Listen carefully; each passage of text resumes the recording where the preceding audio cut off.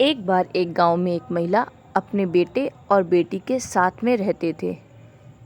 माँ ने अपने बेटे से कहा, तुम्हारे पिताजी के इस दुनिया में ना रहने के बाद अब तुम ही हमारा सहारा हो। तुमको ही कुछ काम करना पड़ेगा। ठीक है माँ, मैं आज ही जाता हूँ और अपने लिए कुछ काम ढूंढता हूँ। मेरे कुछ मित्र वो पास वाली फैक्ट्री में नौकरी करते हैं।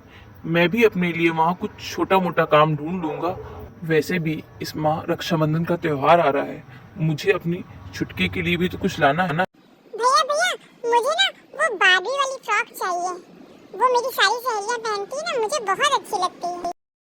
हाँ हाँ मेरी प्यारी बहन, बिल्कुल जो तुम कहो, मैं पूरी कोशिश करूंगा कि तुम्हारी सभी इच्छाओं को पूरा करूं। और ये कहकर वह घर से काम ढूंढने के लिए निकल पड़ता है। वह पूरे रास्ते यही सोचता रहता है कि मुझे वहाँ कोई काम मिलेगा या भी नहीं। मैंने बाहर कभी भी कोई काम नहीं किया है। पिताजी के रहते मुझे काम करने की आवश्यकता ही नहीं थी, लेकिन अब मैं हर काम को मन लगा के करूँगा, उनकी जिम्मेदारी जो मुझे उठानी है। बस यही सोचते सोचते वह फैक्ट्री तक पहुँच गया और सेठ से बहुत आग्रह करने पर उसे साफ सफाई का काम मिला। माँ के आशीर्वाद से मुझे यह काम मिल गया है। अब मैं इस काम को बहुत मन लगा के करूंगा। देखो तो कहीं कुछ छूट तो नहीं गया है ना। और इसी तरह वह पूरे माह मन लगाकर काम करता रहा और मंथ के आखिर में अपने सेठ के पास पहुंचा।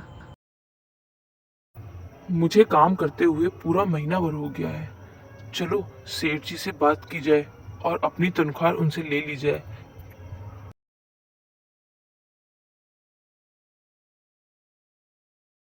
बताओ भाई छोटू, आज यहाँ कैसे आना हुआ? सेठ जी, मुझे कुछ पैसों की जरूरत है, अगर मिल जाए तो अच्छा रहेगा। हाँ हाँ बिल्कुल, कल ही मैं मुनीम जी से कह के तुम्हें तुम्हारी तनख्वाह दिलाता हूँ। और फिर वो अपनी बहन के लिए बारबी फ्रॉक लेने बाजार में पहुंचा। अरे वाह, ये फ्रॉक कितनी सुंदर है। मैं अपनी छुटकी के लिए यही ले लेता हूँ। देखो तो इसके दाम क्या है। अरे ये तो 5,000 की है। इतनी महंगी फ्रॉक मैं तो नहीं ले पाऊंगा।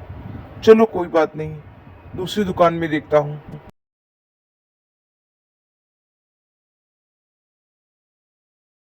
और फिर वो दूसरी दुकान की तरफ आगे बढ़ता है और कुछ कपड़े देखता है। हाँ, ये फ्रॉक बहुत सुंदर है, बिल्कुल बारबी जैसी ही है। इसके दाम क्या है जरा पता करूं। अरे ये तो 10,000 की है। केवल एक फ्रॉक 10,000 की। बाप रे, इतनी महंगी फ्रॉक मैं तो न ले पाऊंगा। और फिर वो बहुत उदास मन से आगे बढ़ गया और रास्ते में सोचता रहा, अब मैं क्या करूं। फिर उसके दिमाग में एक आइडिया आया कि क्यों ना मैं बाज़ार से कपड़ा लेके अपनी बहन के लिए खुद से ही कोई अच्छी सी ड्रेस डिज़ाइन कर दूं। फिर वो पहुंचा कपड़े की दुकान में। मैं यहाँ से अपनी छुटकी के लिए कोई सुंदर सा कपड़ा ले लेता हूँ और फिर घर में मैं उसे अपने ही हाथ से अपनी छुटकी के बिल्कुल नाप का एक बहुत सुंदर सा ड्रेस बनाऊंगा। चलो देखते हैं कपड़े।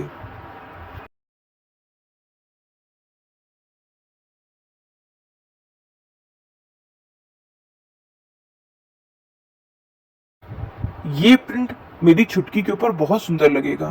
ये नीला प्रिंट बहुत अच्छा है, यही ले लेता हूँ। और फिर वह कपड़ा लेके अपने घर पहुंचता है।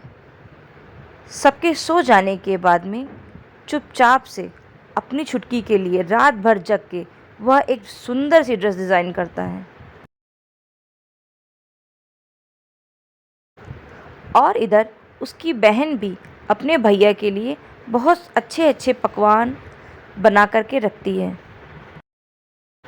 और फिर रक्षाबंधन का त्यौहार आता है। बहन अपने तोहफे के लिए भाई से पूछती है, जिस पर भाई मजाक करता हुआ कहता है कि मैं तुम्हारे लिए कुछ भी नहीं लाया। ऐसा सुन के वो बहुत ज़ोर ज़ोर से रोने लगती है। तभी माँ दौड़ करके आती हैं और पूछती हैं, क्या हुआ क्या हुआ? क्या हुआ छुटकी? तुम इतनी जोर से क्यों रो रही हो? क्या बात है, मुझे बताओ। मैं क्या बताऊं माँ? भाई मेरा तोहफा नहीं लेके आया, मेरी बार्बी फ्रॉक नहीं लेके आया। इस पर माँ उन्हें समझाती है कि बेटा, यह त्योहार प्यार का त्योहार है, ना कि महंगे तोहफों का।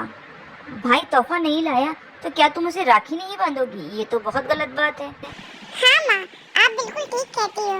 आओ भाई, मैं तुम्हें राखी बांधूं। और देखो मैंने तुम्हारे लिए कितनी मिठाइयाँ बनाई हैं, मैं आपको खिलाती हूँ। और फिर वे सभी प्यार से रक्षाबंधन का त्यौहार मनाते हैं। बहन अपने भाई की कलाई में राखी बांधती है और उसे मीठा खिलाती है।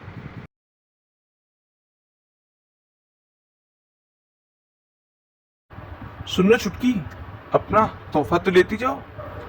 ये लो तुम्हारी बारबी फ्रॉक। अरे वाह, ये कितनी प्यारी ड्रेस है। ये भैया आपने कब लाई? और आपने तो कहा था कि कोई भी ड्रेस मेरे लिए नहीं लाई। भैया आप मजाक कर रहे थे मेरे साथ में। अरे ऐसा कैसे हो सकता है कि मेरी छुटकी मुझसे कुछ मांगे और मैं लाऊं ना? और वैसे भी ये ड्रेस मैंने तुम्हारे लिए अपने हाथों से बनाई है। देखो बच्चों, ये रक्षाबंधन का त्योहार है और कोई भी त्योहार हो, महंगे तोहफे, महंगी मिठाइयाँ, पैसे, रुपए, ये सब मायने नहीं रखता। अगर मायने रखता है तो वो है एक दूसरे के प्रति सच्चा प्यार। भाई बहन के बीच में प्यार होना बहुत आवश्यक है, ना कि बाहरी दिखावा। इस कहानी से हमें यह सीख मिलती है कि हमें महंगे तोहफे और महंगी मिठाइयों से आकर्षित ना होकर एक दूसरे के प्रति प्रेम और समर्पण का भाव रखना चाहिए। ऐसी ही और मज़ेदार कहानियाँ सुनने के लिए इस वीडियो को लाइक कीजिए, शेयर कीजिए और हमारे चैनल को सब्सक्राइब कीजिए। Bye bye friends, happy Rakshabandhan.